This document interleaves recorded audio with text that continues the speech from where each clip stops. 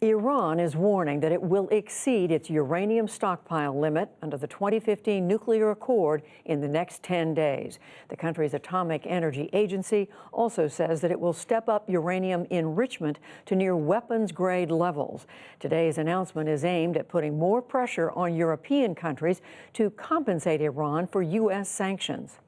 We are suspending, we are not revoking the commitments, we are not removing the commitments. I do, of course, urge them to quickly do whatever they want to do in order to compensate the situation and, of course, to bring back once again the balance between the commitments and, of course, the obligations. The White House National Security Council called Iran's announcement, quote, nuclear blackmail. The U.S. pulled out of the nuclear deal more than a year ago. Egypt's former president, Mohamed Morsi, died today after collapsing in court. State prosecutors said the 67-year-old spoke briefly and then fainted. The Muslim Brotherhood leader won Egypt's first free elections in 2012 after pro-democracy protests. He was ousted in a military coup the next year and has been jailed ever since. His family said that Morsi's health crumbled in harsh prison conditions. The now banned Muslim Brotherhood accused the state of murder. Lights are back on in Argentina, Uruguay, and Paraguay after an all-day blackout on Sunday affected millions of people. Streets in Buenos Aires stayed dark into the night, and businesses lit candles in Uruguay's capital, Montevideo. The outage also disrupted transportation, communications, and water supplies. There is still no word on the cause. In Mexico, the foreign minister announced today that the newly formed National Guard will fully deploy along the border with Guatemala this week.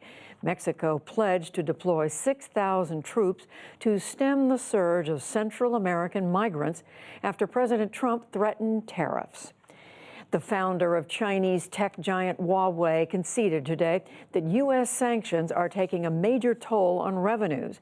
He estimated the company will take in $30 billion less than initially expected over the next 2 years.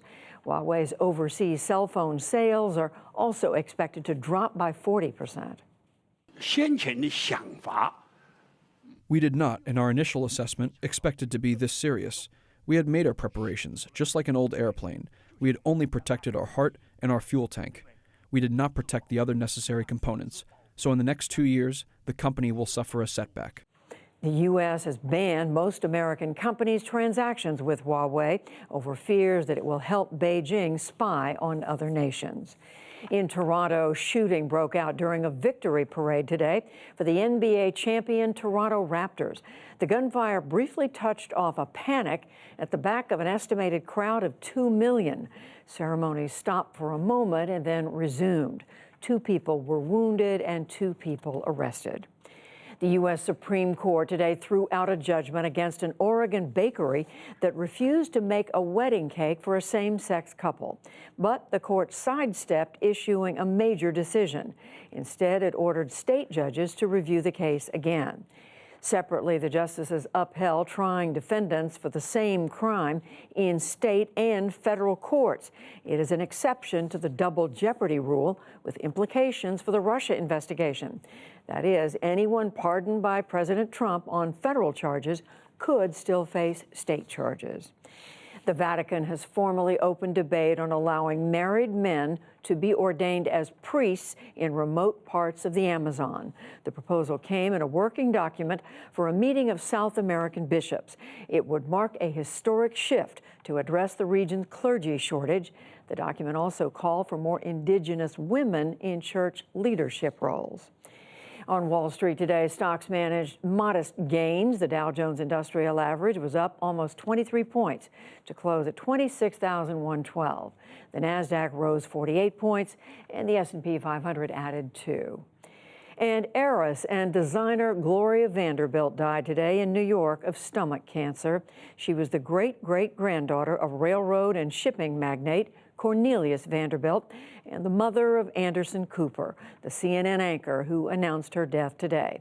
Vanderbilt gained fashion icon status with her line of designer jeans in the 1970s.